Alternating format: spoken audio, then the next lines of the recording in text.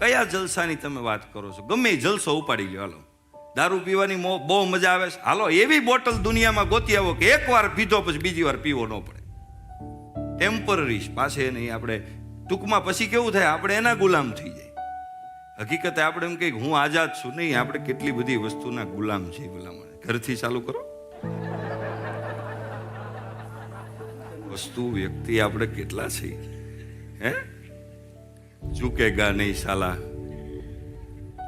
આ વાક્ય મેં પરણેલા મોઢે સૌજી કાકા નથી સાંભળ્યું.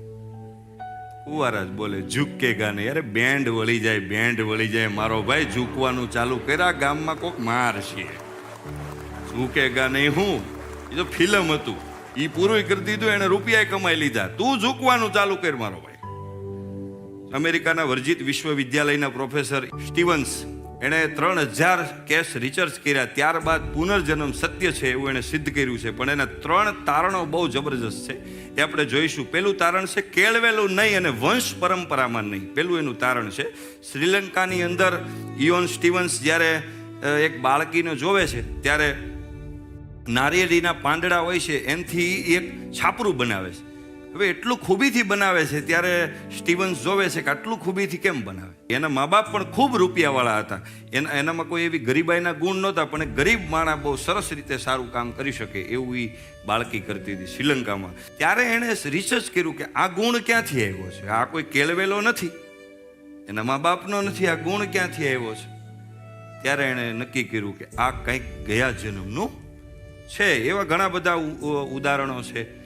ગૂગલ બોય સ્લાઇડમાં દેખાતું હોય છે તમને, બરાબર, એક ધડાકે બધા એવા ઘણા બધા આપણે ડાન્સના શો આવે કે ભાઈ આવડો બાળક આ ક્ષમતા તો ન હોય, ઓકાત બહારનું ટેલેન્ટ છે, તો એ એક પ્રમાણ છે. બીજી વસ્તુ છે ભય. અમુક બાળકોને છે ને આગથી બીક લાગે, અમુકને પાણીથી બીક લાગે, બરાબર. આ સૌથી મોટું પ્રમાણ છે કે ભાઈ આ જેનાથી એને બીક લાગે છે, અમુકને શસ્ત્રોથી બીક લાગે છે. સમજો, અલગ અલગ વસ્તુ છે, તો બીક તો એ ખરખી જ હોવી જોઈએ. તો આ શું કામ છે? તો એ ગયા જન્મ સાથે એનું કનેક્શન છે, કે આનાથી આ બાળક બીવે છે. એ એક પ્રમાણ છે. પછી જુડવા બાળકો, એક જ માના પેટમાં 2 બાળકો હોય પણ સ્વભાવમાં અંતર હોય, હે, તો અહીંયા મૃત્યુનો અનુભવ કરીએ છીએ. શું છે? આપણને બીક લાગે છે. આ દુનિયામાં કોઈ એવો માણસ નથી, ગઈકાલે વાત કરી નીડર, અમે બી નહીં. મોતથી તો બધા બીવે ને, એટલા બધા તો આપણે વિદ્વાન નથી એટલે બીએ. તો ભગવદ્ ગીતાની અંદર 2.27 નંબરના શ્લોકમાં ભગવાન કહે છે કે ભાઈ મૃત્યુથી શું કામ બીક લાગે છે? કારણ કે સનાતન સિદ્ધાંત છે, જન્મ મૃત્યુ જરા વ્યાધિ દુઃખ દોષાનું દર્શનમ. એ સનાતન સિદ્ધાંત છે, એને કોઈ તોડી ન શકે. આ દુનિયાનો દરેક જીવ છે, ગમે એટલા રૂપિયા હોય, એને કોઈ તોડી ન શકે. માટે હરેક વ્યક્તિને, આત્માને તો ખબર છે ને કે હું મરવાનું, આ શરીર છોડવાનું છે એકવાર, એટલે બીક લાગે છે. બીકનું કારણ એ છે કે ભગવાને કીધું જન્મે એ મરે, મરે એ જન્મે. ટૂંકી આની આપણે વ્યાખ્યા કર્યા કે કોકના છૂટાછેડા થયા હોય, એના એકવાર લગ્ન પાકા થયા હોય. લગ્ન નો થયા હોય છૂટાછેડાનો પ્રશ્ન જ ન આવે. કદાચ છૂટાછેડા થયા હોય, સમજો તમે, અને પાછા બીજા નવા લગ્ન કર્યા, કારણ કે જુવાની હોય તો હાલો કર્યા પાછા, અને 2 છોકરા એટલે કર્યા પાછા. એટલે છોકરા હોય ને એને જૂની ફિલ્મના છોકરા ગણાય ને. ટૂંકમાં આપણે જૂની પિક્ચર એટલે કે જેનો પાર્ટ હતો એને આપણે મૂવી કહીએ. છોકરા છે ને એનું કર્મનું ફળ છે, કારણ કે હારે આવ્યા ને, કારણ કે સાથે આવ્યા. એવી રીતના આપણા કર્મોના હિસાબથી આપણને આ દેહ પ્રાપ્ત થાય છે. આપણા મગજ ટૂંકા છે, મારા તમારા બધાના. આપણે બધાએ ગઈકાલે વાત કરી તમને સુધારવા માટે આ બહુ ભાવથી વાત કરી દઈશ સૌજી કાકા કે ભાઈ તમે સુધરો એટલે આ ચાલુ નથી કર્યું, હું બગડી ન જાઉં એટલે આ ધંધો ચાલુ કર્યો, મારે બગડવાનું નથી ટૂંકમાં.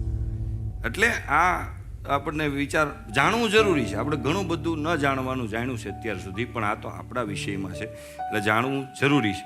મૃત્યુ પહેલા શરીર કેમ નક્કી થાય છે, કેવી રીતે થાય છે, આ સમજવા જેવી બાબત છે. ત્યારે ભગવાન અર્જુનને સમજાવે છે વસ્ત્રની ભાષામાં કે ભાઈ જેમ મનુષ્ય જૂના વસ્ત્રો છે એ છોડી અને નવા વસ્ત્રો જેમ પહેરે છે, એમ જ આ આત્મા છે એ છોડીને એક નવું શરીર ધારણ કરે છે. બરાબર. ઉદાહરણ કે આપણે નવા કપડાં લઈએ અને જ્યારે એ કપડાં ફાટે ત્યારે આપણે ક્યાં જઈએ? દરજી પાસે.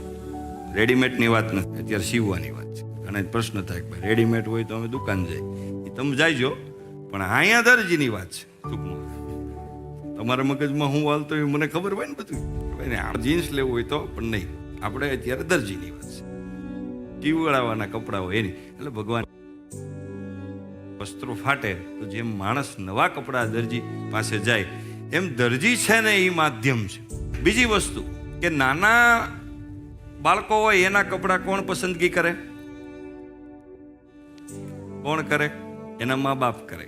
નાનું બાળક હોય કારણ કે એને ખબર ન પડે ને ચોઈસમાં ખબર ન પડે. એમ બાળક છે એ જીવ છે. ઉદાહરણ સાથે બતાવે, ભગવાન છે એ પિતા છે અને પ્રકૃતિ છે, આ પ્રકૃતિ દેખાય એ દરજી છે અને કર્મ છે એ માપ છે અને પરમાત્મા છે ને એ આપણા કર્મનો હિસાબ જાણે છે. એવી રીતે જીવરૂપી બાળક ભગવાન રૂપી પિતાના આદેશથી દરજી કર્મની માપપટ્ટીથી માપે. ભાઈ આને ગધેડો બનાવો, કૂતરો બનાવો, શું બનાવવાનું આને? દરજી માપે કે આના કર્મ કેવા છે એ પ્રમાણે માપે. ઘણા એનું ટેલેન્ટ રાજા જેવું હોય પણ સ્વભાવ કૂતરા જેવો હોય તો એને બીજા જન્મમાં ભગવાન કૂતરાનો રાજા બનાવે, પણ એને ફિક્સ જોઈન્ટિંગ હાલે બધું. આમ જ આપણે આ બધી વ્યવસ્થા છે. ઘણા એને પ્રશ્ન થાય કે ભાઈ આમાં મા બાપ કપડાં બદલે અને મા બાપ આપણને કપડાં લઈ દે, આપણે જાતે કપડાં બદલવા હોય તો?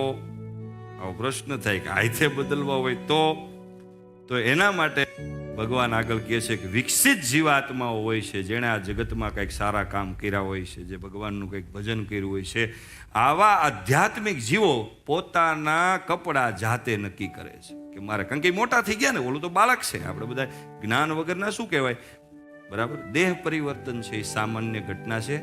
આ બધી વસ્તુ અર્જુનને મૂળમાંથી હું કામ સમજાવે છે. ગઈકાલે વાત કહી, અર્જુન એવો યોદ્ધા ઘાસ કાપે માણસને કાપી નાખે, પણ સામે પોતાના જોયા જે એટેચમેન્ટ થયું ને એ એટેચમેન્ટ છે ને એને છોડાવવા માટે આખું તત્વજ્ઞાન સમજાવે. અને જ્યાં સુધી માણસનું એટેચમેન્ટ ન છૂટે, અને આ અભ્યાસ તમે વાત કરો ને કે આને કાંઈ ન કામમાં લગાડો તો કંઈ નહીં, પણ આ જગતમાં તમે એવું તો ઈચ્છો છો ને કે તમારા પ્રિય પાત્રને તમારે પ્રેમ કરવો છે, ભગવાનને ન કરવો હોય તો કાંઈ નહીં ચાલો. એવું તો ઈચ્છો છો ને કે મારા પ્રિય પાત્રને હું પ્રેમ, અને તમે એવું સમજો હું આને આઈ લવ યુ કહું છું, હું તને પ્રેમ કરું છું, બરાબર? હકીકતે આ પ્રેમ જ છે ને. અને તમને જો છેલ્લી ઘડીએ ખબર પડી કે આ તો એટેચમેન્ટ છે તો કેવો લોચો થાય. તો પ્રેમ કરો છો તો પ્રેમ કોની યારે કરો? લવ જો વિષય છે આત્માનો વિષય છે, જ્યાં લગી આત્માને તમે સમજો નહીં, શરીરના વિષયમાં લવ ને કાંઈ એટેચમેન્ટ ને શરીરના વિષયમાં લાગે. એટલા માટે તમે સાંભળો. અને ત્યારે ભગવાન છે એને કહે છે સામાન્ય લોકો છે એ કપડાં બદલાવવા માટે ડરે છે, એટલે કે બીજા આપણને ડર છે ને એ છે. બાકી જેણે જગતની અંદર ખબર છે કે મારી કિતાબ ખુલ્લી છે અને મેં શું કર્યું છે, બરાબર, આ ગામમાં મેં શું કર્યું, એને મોતની બીક જ નથી. કારણ કે એને ખબર છે રિઝલ્ટ સારું જ આવવાનું છે.